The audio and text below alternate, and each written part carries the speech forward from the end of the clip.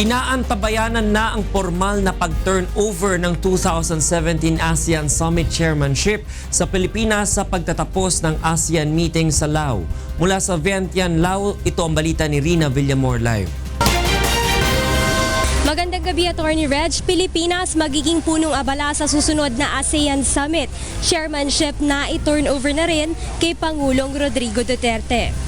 Sa huling araw ng pagtitipon ng mga world leaders, isinapinal na ang napag-usapan sa loob ng 3 araw, kabilang narito ang ASEAN Declaration on One ASEAN, One Response, ASEAN Responding to Disasters as One in the Region and Outside the Region, at ang ASEAN Connectivity 2025 na may 3 pillars: political security, economy at socio-cultural. Binanggit din sa report ng ASEAN Integration, Connectivity, Foundation at ang pag-a-apply ng Timor-Leste para maging bahagi ng ASEAN community. Regional and international issues tulad ng South China Sea na bubuo ng Ministry Hotline at Declaration of Conduct.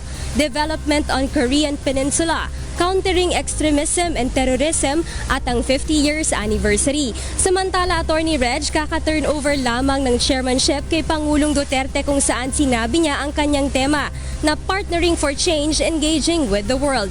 Binanggit din niya ang ASEAN ay dapat maging modelo ng regionalism at pagtutuunan niya ng pansin ang enhanced cooperation sa mga global partners, peace, stability, security at growth. Sa susunod na taon, ang Pilipinas ang magiging punong abala sa ASEAN Summit kasabay ng ika-50 taon ng pagkabuo ng grupo. Una nang humawak ng chairmanship ang bansa noong 1997 at sinundan ito noong 2007. Walang pinal na buwan kung kailan ito magaganap, ngunit kabilang sa mga probinsyang nagbid para doon isagawa ang event ay ang Cebu, kung saan isinagawa ang APEC Summit noong 2015. Samantala, hindi naman nakadalo sa 3 summits si Pangulong Duterte ngayong araw dahil may migraine daw ito. Ayon kay Presidential Advisor on the Peace Process, Jesus Doresa, hindi maganda ang pakiramdam ng Pangulo kanina kaya hindi ito nakadalo sa ASEAN-US at ASEAN-India.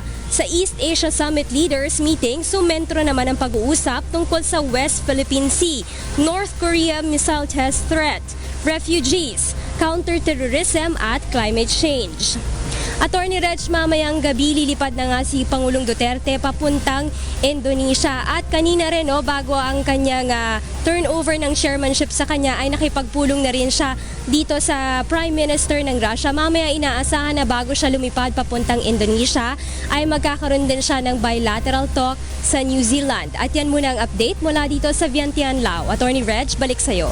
Rina, alam kong sinubaybayan mo ang lahat ng mga pangyayari dyan sa Vientiane Lao, sa pagdaraos ng ASEAN Summit. Pwede bang bigyan mo kami ng backgrounder kung paano yung or kung ano yung obserbasyon mo doon sa naging behavior ni Pangulong Duterte in connection with the other world leaders, lalong-lalo na si President Obama at saka si UN Secretary General Ban Ki-moon. Nagkaroon ba sila ng parang informal na pag-uusap kahit sandali lang? Kasi nagkaroon dito ng issue na siya ay dapat katabi daw ni UN Secretary General Ban Ki-moon at si President Obama sa farewell dinner, pero hindi pala nangyari yun.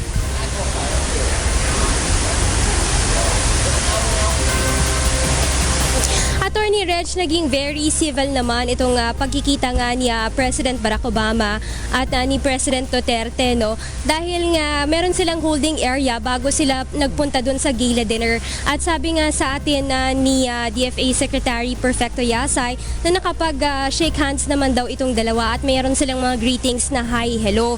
At meron din silang pag-uusap naman ni UN Secretary General Ban Ki-moon sa loob naman ng gala dinner, pero hindi pa dinidiscuss yung mga detalye patungkol dyan.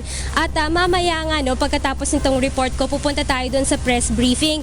Kasi ngayon nagpatawag ng press briefing itong sila Ernesto Abella at saka si Martin Andanar para din mabigyan tayo ng detalye doon sa mga napag-usapan nila, dahil marami din katanungan dito yung media men kung ano nga ba yung totoong nangyari doon sa holding area. Ang sinabi lang kasi sa atin, nakapag-shake hands sila at nakapag-hi hello sila sa isa't isa. Attorney Reg? Sige, maraming salamat Rina Villamor. Nag-uulat ng live mula dyan sa Vientiane, Lao.